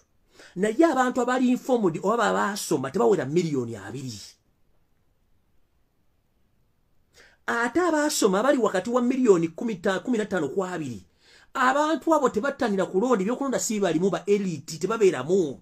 Abantu abalonda bana abantu b'okukyalo kuva kwero si wanu. Banko kenera mutunzi bantunda mowino, bantunda butunda, bantunda mazzi, banvuga boda, abantu balonda bakola mu butala bakola mu akedi, ababeera mu office nga mu sembe bakama temulonda, abakola mu parliament balonda, abakola mu office tebakolonda. So kikulemye okubuulira bana Uganda ne musoko kumanya ne musoko kola savani abaloga. Mukole save nga musinzira ku bantu. Kina bage Uganda balemye okulima, Uganda balemye okufuga, ne Uganda yensi nyanga y'okufuga. Kuba kati olemeddwa okumanya namba bana Uganda babeka bali informed na batali informed. The biggest number of Ugandans are not informed. Those who are informed, they don't vote. So the real voters, they are not informed. If you can't advertise these things on radio station and TV, how would these people get to know on the polling day? Whom are you fooling, mister?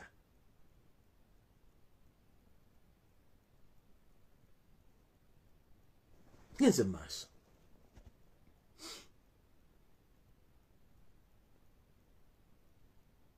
The VSL will be used by voters at 4 rounds of elections during the general elections 2021,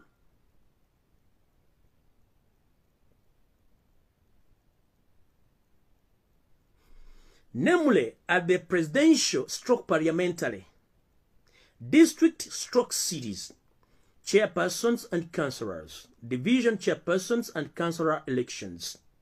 Please note that this voter's location slip, the VSL, is free of charge and should only be picked by the voter in person from the parish ward supervisor, who is an employee of the commission. The commission calls upon all registered voters to collect their voters' location slips from their relative parishes' headquarters. Voters are further advised to carefully chew their votes location slips so that the barcodes is not tampered with. Please note that the only person whose particulars appear on the polling day register will be issued a VSL during the insurance exercise. However, the voters' register is in the primary document for the purpose of the polling according to the voters whose name is on the voters' register but is unable to produce a VRS polling day will be allowed to vote. You signed Justice Simon Mugenyi Byabakama, Chairman Electoral Commission. So, zino bwe muku bukodyo obukozesebwa okubuzaabuza abantu obutalonda. Mukulu, bannayuganda nkugambe basinga obungi munne tebaasoma era tebamanyi bintu bino. Kati gw'oddidde otaddewo by'omulembe tobisomesezza bantu ku radio wadde TV. Edda mu kulonda okwabeeranga baasindikanga abantu ku kyalo abajjanga okubuulira abantu n'okukeberera enkala z'abalonzi ababulamu tugenda kukola bwe tukunaku olw'okulonda nti ye ne bateekawo enkalaba ne bakebera enkala zaabwe nti bawe bali. Kati ogambye nti omuntu yenna ne bw'anaabanga ayina endagamuntu naye nga mu registers taliimu tagenda kulonda ate nga mukimanyi nti abantu abasinga obungi baali bewandiisa dde okulonda. Kati Mr. Simon Byabakama, let me ask you one simple question.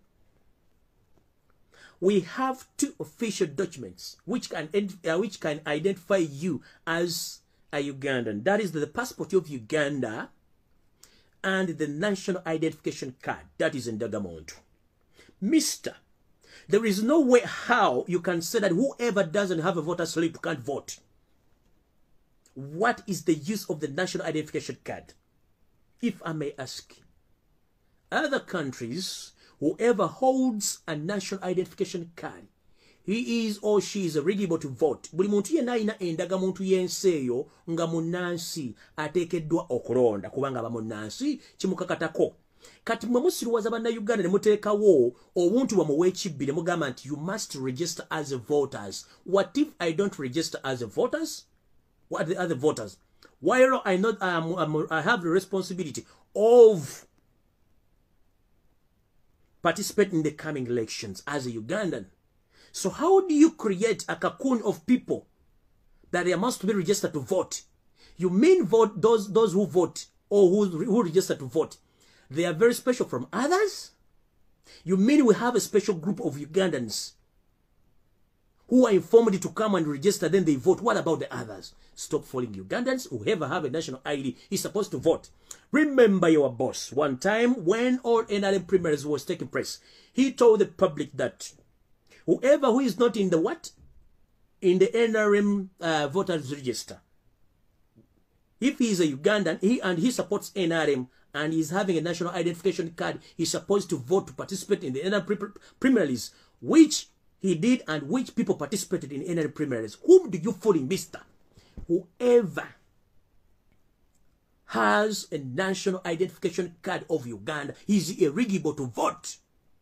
Kana kakundi kemeteka omuli omulonzi alina kubanga yewandiisiza oyo nonsense alina okugwa. We have two official documents. That is the passport and national identification card. How do you dare create a third official card that someone to go and vote, he must having a voter's card? Ebintu byakisiru blends a monkey. Musituke buli munda Uganda chimukakatako lunyogendo okulonda kubanga chimukakatako munda Uganda. Stop fooling people. You knew that Robert Chagulanyi Sentamu encouraged a lot of Ugandans, mostly the youth, to go and register as to get national identification, which youth turned in numbers after you knowing and your boss that the number of voters from 10 million to 17 millions, it was a huge number. Then you got shocked. Then after then your boss again said that we are not going to use national identification to vote. After knowing that all youth from 18 up to 25, they've turned in numbers to register as nationalists in Uganda. So they turned against their wish. Bannange tulaba munnange. Niwankubadde tukoteko omuntu engendi gambo yeragatira betuba tulaba munnange. Endige eyo gyolaba ngezi. Olaba ngeesirunge kutamiza omutwe nga teraba naye ebeera bagyeraga baaba. We are watching. We are watching. We are fighting the dictator. Ngenze maso kati ngenze ku security alerts.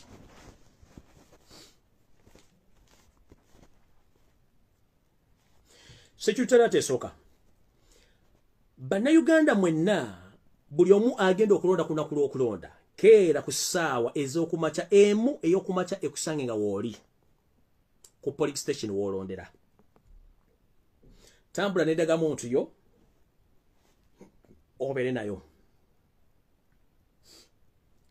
Temulwana, temuyomba temukola ki musimbera yini munyiriri ekyokubiri mutambule ne masiki zammwe nga muzambadde ekyokusatu temugezaako okwambala olugoye lwonna olwefaananyiriza olumyufu ku lunaku lw'okulonda nkiddamu bannayuganda mwenna mmanyi mundaba ku lunaku lw'okulonda ng'ennaku z'omwezi 14 ssaawa emu ey'okumakya ekusange ng'oli mu kifo wolondera naye jangu nendaga muntu yo mu buntu genda okima akakongeko ak'okulonda kwero situ gye tuyita palish ku lunaku olwo togeza n'oyambala ekintu kyonna ekyefaananyiriza ekimyufu tokikola jangu ne masiki yo ng'ogyambadde mugende mufire nusu 10 mugule masiki mujje nayo ku lunaku lw'okulonda mukimanyi nti mutajje na masiki bagenda gaano bagenda bagana okulonda mutambule ne masiki zammwe temweyambala ekintu kyonna ekyefaananyiriza ekintu ekimyufu ate olwaliro okuva n'olwekiro kya leero omuntu yenna baddamu n'okubuuza kiki ky'owagira mugambe genda obuuze nnyoko nkiddamu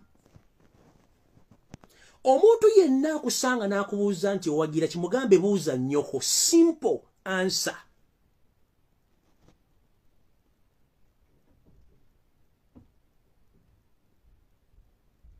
nkiddamu okuva olwaliro akawungezi ka leero omuntu yenna addamu okubuuza nti owagira ki kabere wa boda kabere mukwano gwo kabere ani nakubuuza waayo wagira kimugambe nnyoko simply because bano balese emmotoka zituyita zikawundo oba zituyita drone zitambula zikwata abantu bawagizi bafe ba nope banza n'okusanga ne bakubuuza nti waayo tukutwaleko naye owagirani kasitoga nti kyagulanyo kitegeera tosula bakutwala omuzego balina basindisa ba boda n'abasipayi bangi mu society okubuuza ne muwagira ki bajja bakwata ekiro luggi ku luggi emmotoka ezibakwata ze za drone ezimu teziriko number plate ziri mu kala ya 3 mulimu eza kiragala mulimu eza silver mulimu n'enjeru silver ayorekera okuba nti afaana ekintu ekyeru naye ate baawukana bintu bibiri byanjawulo nkiddamu emmotoka eza kiragala eza drone ziringa kamunyi n'ezinengazi kye tuyita drone ziri mu kala enzirugavu eya kiragala eya silver n'enjeru z'emmotoka ezo kati oba wa boda akubuuziza kabere mukwano nakubuuza nti wagira mugambe please mpagira nnyoko kimala mask as a must sawe munga we muri temwambala kintu kyonna kimyufu kyefaananiza kimyufu ku lunaku lwakulonda in fact if it is possible Robert Kyagulanyi Ssentamu mulwana atuga nti campaign ziwedde tuddeyo mu normal dressing code buli omu yambala ebivaava bye byeyagala toteddamu kuteekako kintu kimyufu toddamu kuteekako kintu kimyufu tokiddamu paka now we are camouflaging back to our normal colors. This is the reality. I'm informing the public. Whoever who knows that you are voting Robert Kyagulanyi Ssentamu or you support Robert Kyagulanyi Ssentamu, please, whoever come across to you and he or she asks you that whom are you supporting, please inform him that Nyoko, I'm supporting your mother. Whoever asks the question that whom are you supporting, tell him or her directed, I'm supporting your mother. Mulugando mugamba, bwakubuuza nti wagira mugambe nti mpagira Nyoko kimala. It's you in your heart who knows whom you are going to vote. Kubanga tulina okwekengera. Enswa bw'ekyusa amaaso nga naawe envubo okyusa.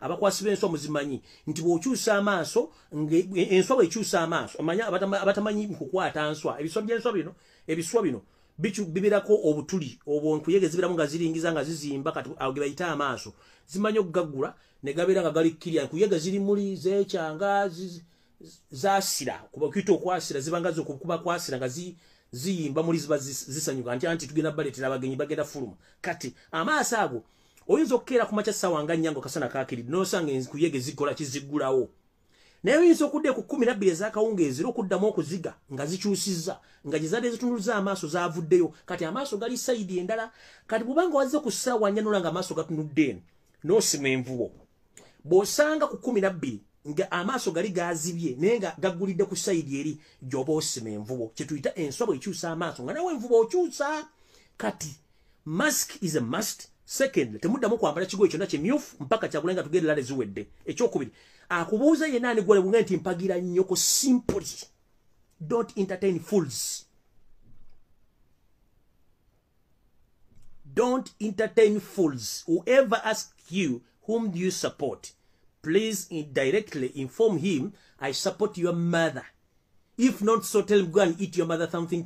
Simply don't waste your time, because those are spy agents.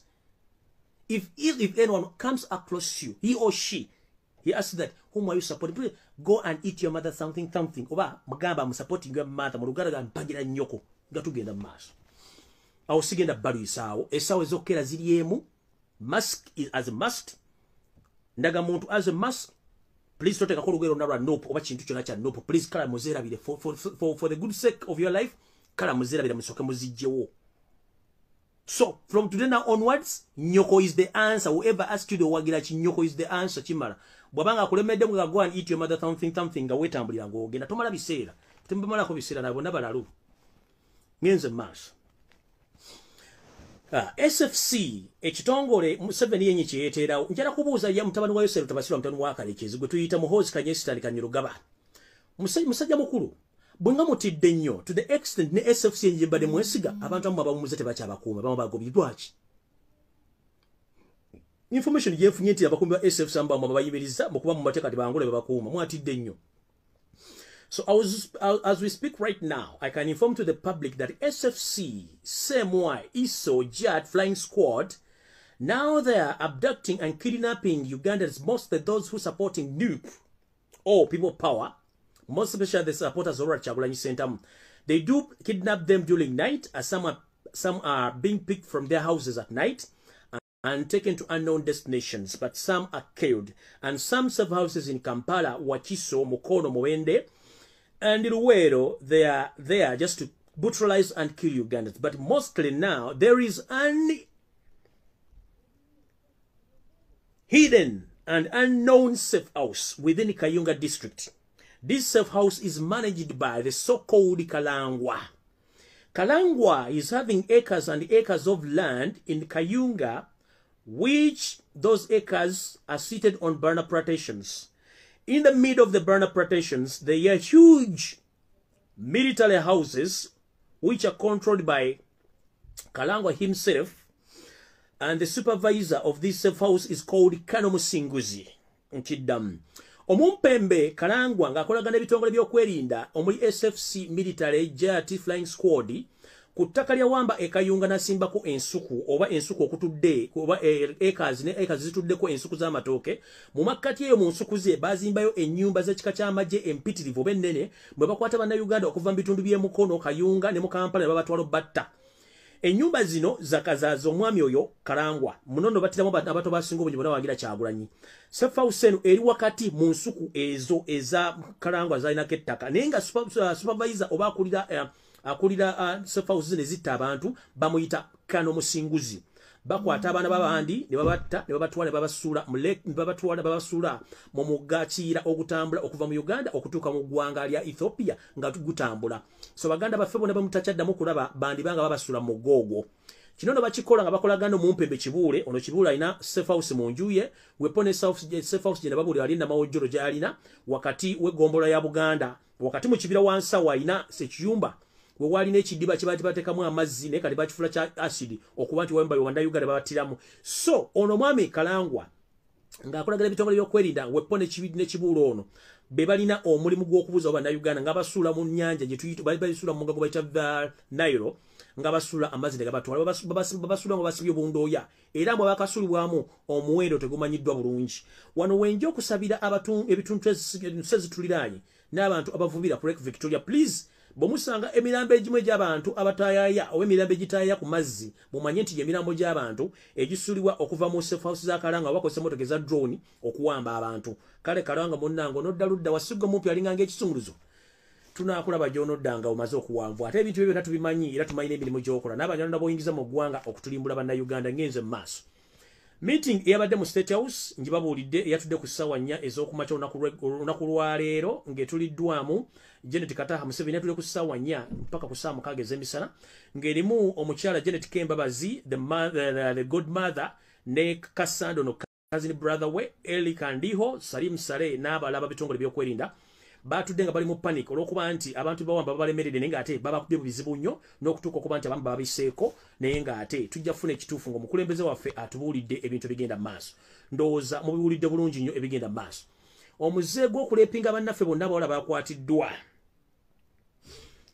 omuze gw'okulepinga abawala bonna abakwatiddwa ba NUP abamu babalepinze nga bali mu nsonga zaabwe z'ekikyala ekintu nno ekityobola eddembe ly'obukyala n'okuba nti kikola kya bujozi nnyo ng'ate ekyo kimanyi nti Museveni alina abasajja bangi nnyo abalwadde abali mu bitongole by'okwerinda bano abalepinga abaana so omulimu guno okulwa SFC n'ebitongole ebirala abanafu abamu bakyali kalangala ku bizinga wepo abalala babatutte mu balakisi y'e Masaka era bali mu kubiwanda zamalako ekifaananyi kitambula ku social media nga munnaffe gwe bayita Lukyuma kya Yesu akedde ku kukalakatibwa kibooko abasajja bali mu ngoye z'amagye n'engoye za bulijjo abakola omulimu gw'okutta mukitegedde bulungi mu safe house eyo mu Masaka gye bujjawo katono wiiki obejja mwono mumpembe Sunday Deus agenda kuyisa lockdown ne curfew okuba nti bakimanyi nti waliwo abantu ba planning okwekalakaasa okusaba abawagizi ba NUP bonna be bakutte abali mu balakisi Masaka sijjagirwa kyovula nti omwasajja ono yazze mu bunnambiro okuyingira ogende wa mwannyina Janet Kataha Museveni okusala entotto okulaba engeri gye bagenda okukakkanyamu bannayuganda ng'ate baagala kwekalakaasa mu bitundu by'e Masaka so Masaka bamufuna curfew ne lockdown temwewuunya kubanga pressure eri waggulu nnyo mu Sunday ne bantu banne abakola emirimu egyo ngenze mu maaso mbagambye abantu bonna battibwa mu safe house kale ennaku zino ababasula mu acid ababasula mu Lake Victoria abalala babasula ku mugga Nile ne gubatwala kati waliwo ekitundu ekiri ekalangala waliwo ekitundu ekiri ku kizinga kalangala we bayita Kibanga ano waliwo ettugumbuliro ly'abantu gye tuyita ennyumba ey'okutulugunyizibwa wano nno batiddewo bannayuganda bawera ebirambo gyabwe ne giziikibwa mu ttaka egimu ne giweebwa ggoonya kubanga balunda n'eggoonya egimu ne gisuulibwa ku nnyanja Victoria oba gye tuyita Nalubaale okuba nti bamu ebirambo gyabwe gitaayaya olw'okuba nti baagala ensi yaabwe kino nno kikulembeddwamu ababyokwenda bonna bali mu Uganda olw'ensonga nti bakimanyi nti kalangala safe house eziriyo zitotogananga bukolwa ate batiddeyo abantu bangi nnyo ate nga bakimanyi n'ettaka lino lisinga obungi bannansi abasanga ku bizinga bya kalangala babatulugunya era babacunya ngenze mu maaso Samuel Wakana bagenda results ze bamuwadde azirina zagenda okusoma after Mohoz ayisizza shoot and kill orders during the polling day ku polling station ezimwazuulidde dda era bagenda kuba batta abantu ku lunaku n'okuba tukubatiya gas to disperse n'okuba nga bannayuganda bateeka mu mbeera era batabasobozesa kuba nti bagenda kukola ki kulonda kino twakitegedde era bagenda ku deployinga amagye amayitirivu ennyo mu Uganda yonna okuba nti betegefu okulaba nti banganga bannayuganda bonna abagenda okuba nti bagezaako okwekalakaasa olunaku olw'okuba nti bagenda kulonda kati Museveni manyo ndaba SFC ISO semwayi muli ku TV zammwe mukutte papeeni muwandiika muli mu safe house gye mutukunya abantu njala bagamba muli bannayuganda abalina abaana era abasuubira okuba nti mwagala kuwangalira mu Uganda ebikolwa by'okutulugunya abantu byandibadde biggwa wane wali akabuuzo kino njagala ansaliramu ka video kana akasala akaweereze Yosef tabasula ntomu wakalekezi wadde akalaba meeting gye mwatudde n'abatamanya ngamba bwagambye bwoti nti nze sisobola kuwa buyinza civilian ate nga musajja bamuyita Robert Kyagulanyi Ssentamu era meeting za mumuyita muvubuka ne bagamba nti musajja munno bwomugoboleka mwezi n'amuzza ekivunulwa nti Museveni weeraga nti oyina amaanyi naye gwe muntu akyasinza okutiitira n'obutiitiizi mu record tunoonyezza abantu b'olana nabo nga tofulumyangayo wadde essasi okujja okubanga okulaga abantu ti wali omanye emmundu n'emberenge bwe ziba bazisiika mu kiyunga zivuga osooka kwekanga ne bubuuza ki ekitulise kiki ekitakusuza mu State House Entebbe kiki ekikusuza mu Kampala wakati kubanga ne lwaki tuba tokyabeerayo kubanga otya era n'ennyonyi weeryawe nakaseresaawe nawe oyagala ludduka kubanga okimanyi muli mu dilema kati Chairman Electoral Commission obusiru obutta enjoka ezirumannyinizo gy'obeera nti zinaalya bwana baafudde mukamawo ekintu kimu kyafa amagye amagwire agalese mwegali era gasusulwa ensimbi empya naye afa ekintu kimu nti okere ku makyo ogambe nti yawangudde ebisigadde byonna yagambye bamulekere nkiddamu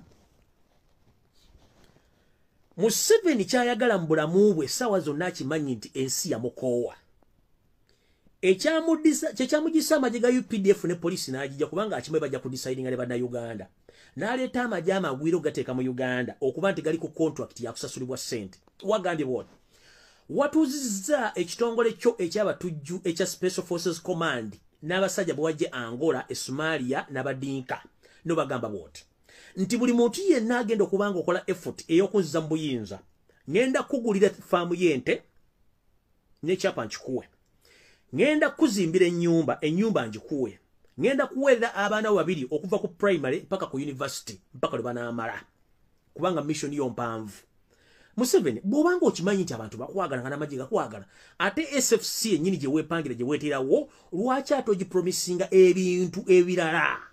That means the information which I have right now, that even SFC forces, they don't trust you anymore. That's why walesa abangola. This message jobadde spreading ngo bagamba ngenda bagulira farm mbatereke ente mbazimbire enju mbasomeseze n'abaana bamwe sina kindi anaabayagala okugenda okukola business ebutala w'amayanja ojja kuba omuyambako mu sente nkalu. Kati lwaki abajege weesiga atozzemu gatabbira? It is a sign which shows that even SFC doesn't trust you anymore with the power.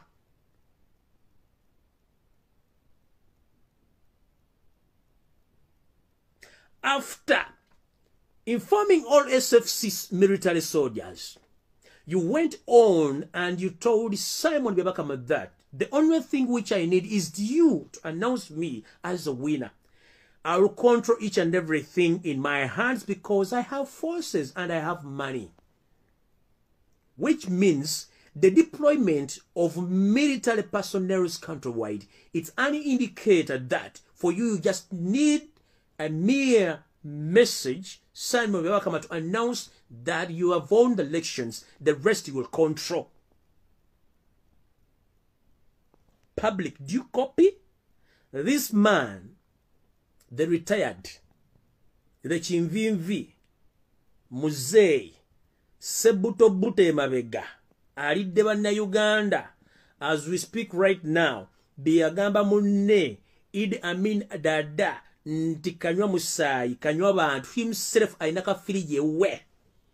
Bamugamba, nti, okuba nti akyasobola okufuna nutrients mu mubiri ayina nayo consuming omusaayi, but sinnafuna musaayi kigwanywa ka fridge kalina wagamba nti information wagisiba.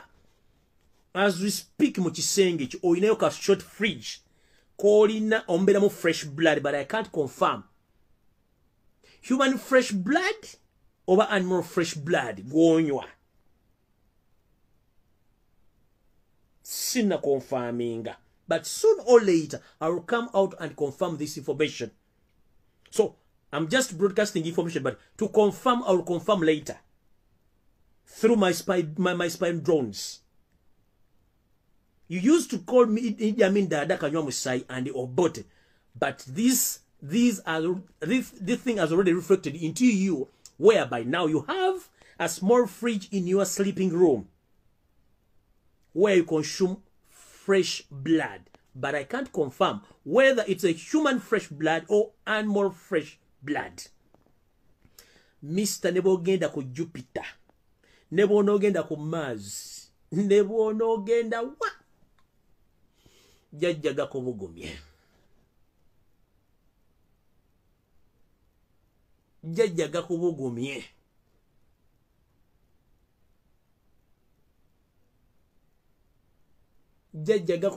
You are remaining with 12 days. 1, 2, 3, 4, 5, 6, 7, 8, 9, 10, 11, 12. Those 12 days, katiziringange myaka asatu gye wakafuga. I don't know how many pampers used a day.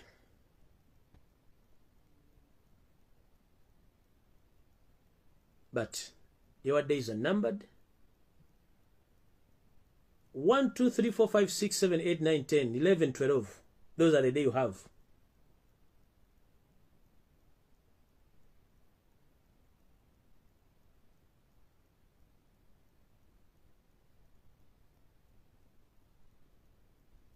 And those days are numbered.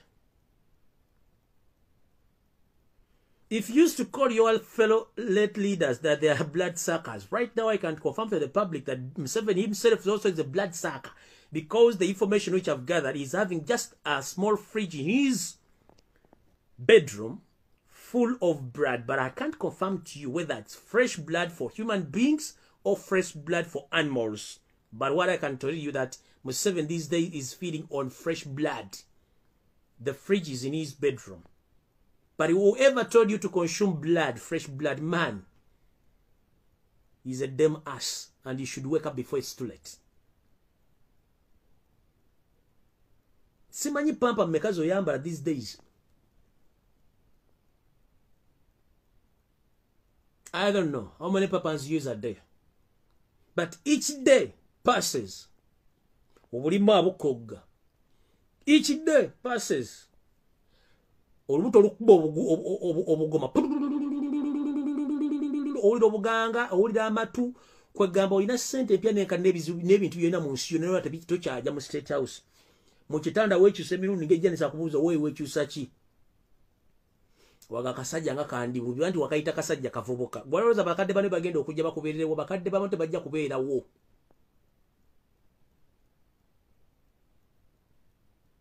Omwokanulira amaaso ng'ente enywa kiwundi supu ku kyoto. N'otukakamba okanula amaaso. Ebyo tetukyabitya bw'osirika ofa bw'oyogera ofa. You are the most coward person in this planet Earth. Just because you are putting on a uniform and you're holding a gun, but you can't tell the public the truth. During your public address, during your the end of the year address, the entire world witnessed that you were the most coward person on the planet Earth. Even you failed to address the public because you were lying. You knew exactly what went to Senyaga, what went wrong to Senyaga. It's you ordered. Because you gave Senyaga the mission to fix Robert Chagulanyi Center, which the man refused. And now you are looking to each and every boxer in Kampala, watch on table to finish it because you know that the man, he might have informed all his fellow boxers about the mission. Why are you so scared? And you've been doing this all along because for you, you've been acting as if you're Godfather. You are there giving orders, but unfortunately, you hide yourself. You tell your boys to work, but for you, you are hiding. You come out just to give condolences and cash. As if you are concerned, you are in pain with those families, but unfortunately, you come out to celebrate that one is gone. Man, behave. We are less concerned about those intimidations. We don't know where we come. We don't know where we came from, and we don't know where we are going. So we are in middle. The same applies to you. You came from bush, but right now you're asking yourself, where am I heading?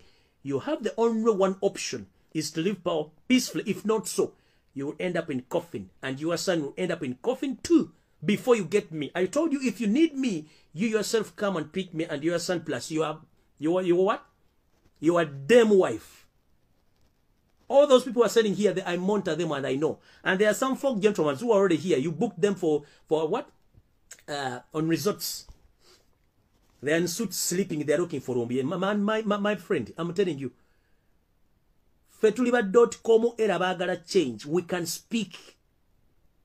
Nga twogerera abasirisi mbadde mutiisiza. Mwama abantu information mbama media. Nemuteka abantu baku protecting almost for 35 years. Nga tembulya public stuff. Kati abana bavudde buli mwasobola okwogera kubanga bw'oyogera ofa bw'osiri kofa. So we need to speak. Nga bwe saamanya nga nva mu lubuto lwa nnyabo nentonya ku nsi era we sijja kumanya nga nva ku nsi kuno kati sina kingana kwogera. Museveni nga bw'otaamanya nga ova mu lubuto lwa Esteri akokundeka the same way bw'ogenda okuva ku nsi nga totegedde bw'ogivuddeko. Wajva mu lubuto lwa Esteri akokundeka wajja na bigere na lubuto lwo n'oteeka omutwe bwero pa ne bakusuna n'okaaba. Museveni the same way ogenda okuva ku nsi nga totegedde. Stop killing Ugandans and stop kidnapping Ugandans. Whoever is watching me on switchboard in safe houses, State House, CMY, ISO, ESO, FUSO, and the entire politicians in Uganda, please. Uganda is our country. We are not ready to be led by foreigners again. And we are ready this time. Mess with the forthcoming elections. I myself are announced next move. You said that you went to bush to fight.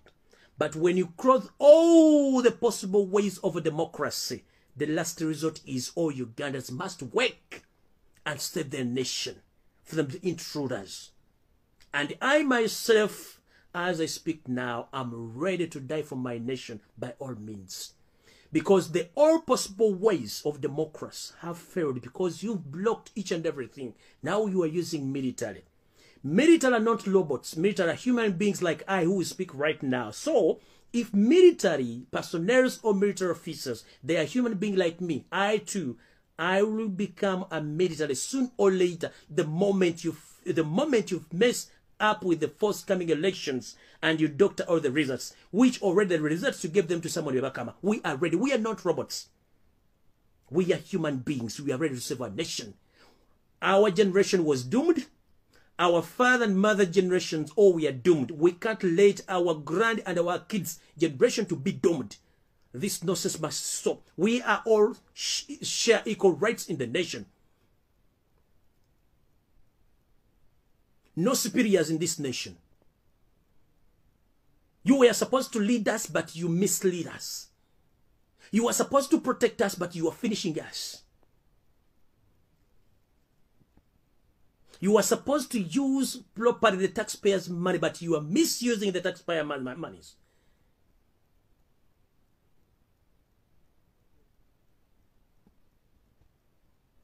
Enough is enough. Simanyi lwe najja mu nsi ate simanyi lwe naavaamu.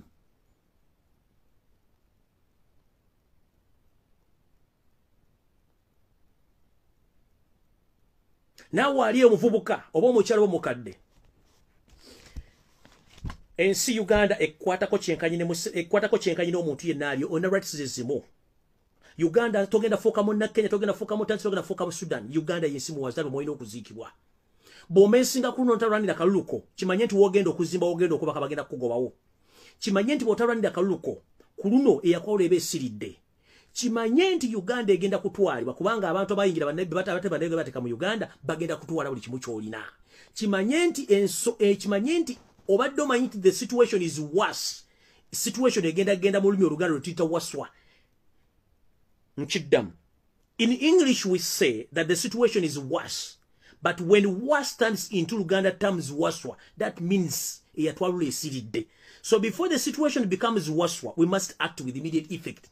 Ugandans, oba basajja balese mundu meka, oba balese mundu meka, use your capability to defend yourself and to defend your nation as a must. 14th January is the end, and it's the end of dictator and the beginning of the new chapter. You shouldn't be intimidated. If you get an Aram that is trying to fight to defend our nation, please, it is our constitutional right from the bandits. Bono sigala munju bajja kubesa sofe. Bolwanirire eggwanga lyo ojja kusigala nga oli muwanguzi oli hilo. Abafire namugongo okuleeta eddiini tekuli mwana waabwe yasoma bufaatha.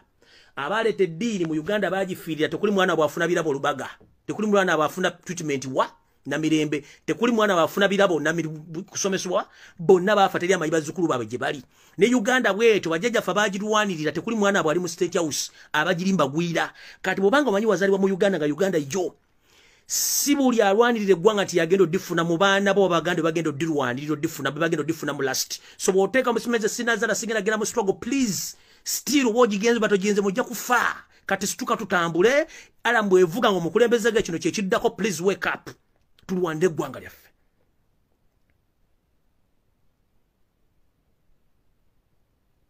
Let us die trying. Okufanga otudde wansi ng'ekiyenje tekigasa.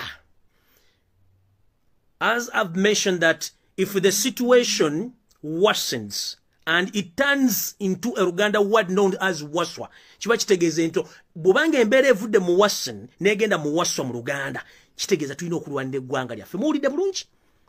So kati ng'embeera tennafuuka waswa, mukulu wa kato, tetugenda kutuuka mu mbeera ya kato, tuyina kugireka mu waswa. Bweva mu waswa tulinde nalo nga tuwe ekigongo ekyagulaino batisentamu, temulina ansa ndala gye mwagala. Remember, 2 days or 4 days before elections, social media is going to be switched off. Mainly Facebook, WhatsApp, and even the internet might be switched off. This is to inform the public. But please, if you can get any Tanzanian number, Kenyan number, please use that number because you will be accessing internet. Nchidam. Oli munda Uganda ntiye. Genda ogule number ya South Sudan, ojiteke mu simu yo oguleko data. Go to roaming ojafuna internet. Kwate number ye Kenya, ojigule oteko data ogende ku roaming ojakusigaza access ku internet. Genda ogule number ya Tanzania, ojifune oteko data ogende ku roaming ojakusigaza internet.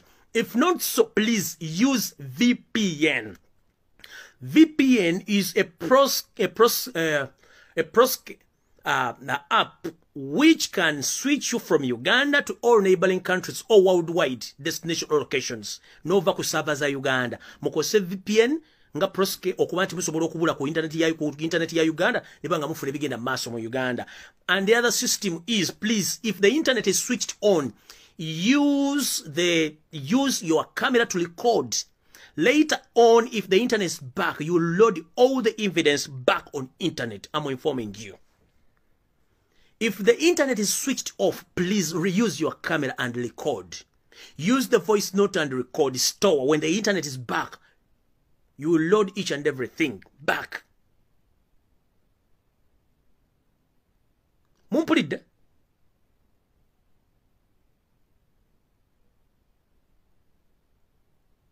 Mugule layini ze Kenya mubere nazo. Mufune VPN. Mumute ku masimu gammwe. Mukozese simu zammwe nga muli codinga oba internet kuwe bateriko. Ekirala wali musirikala akutiisa. Wazaliwa mu Uganda togenda genda mu nsi ndala. Amagye gonna ge batadde mu public bonna si banna Uganda.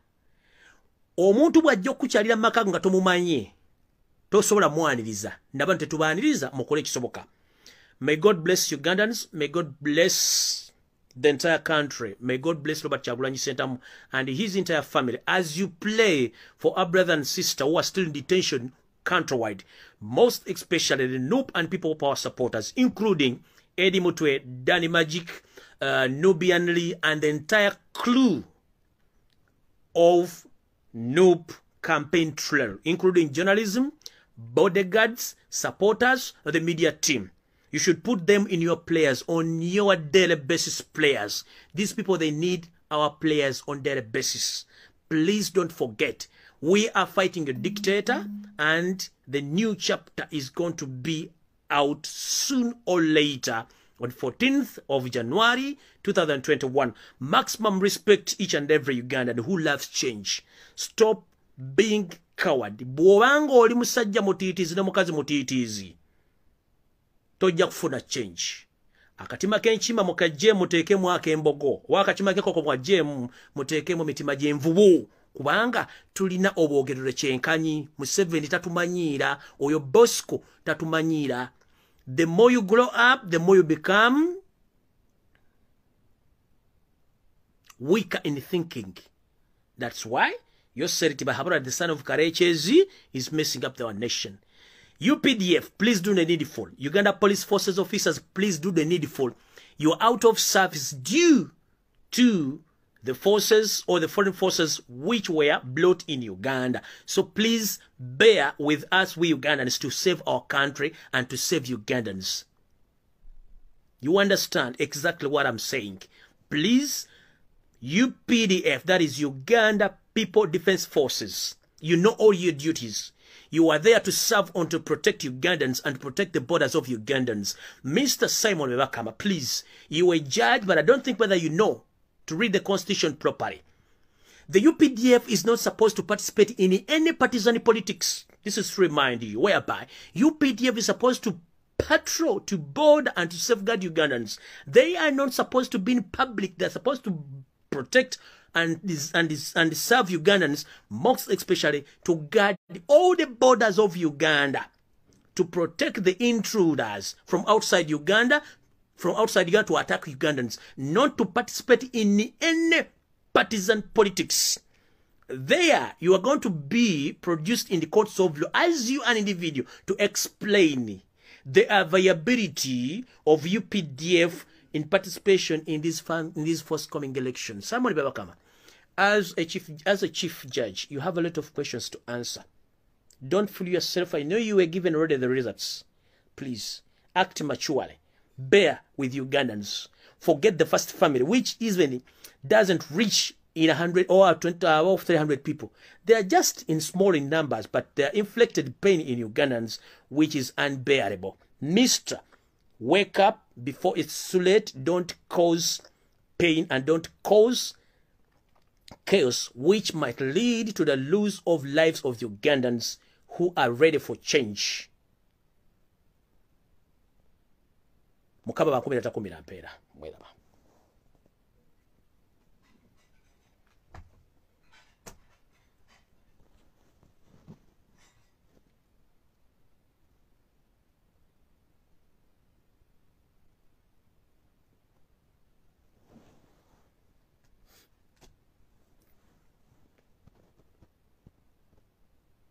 Yo, this is Bobi Wine, straight from Uganda.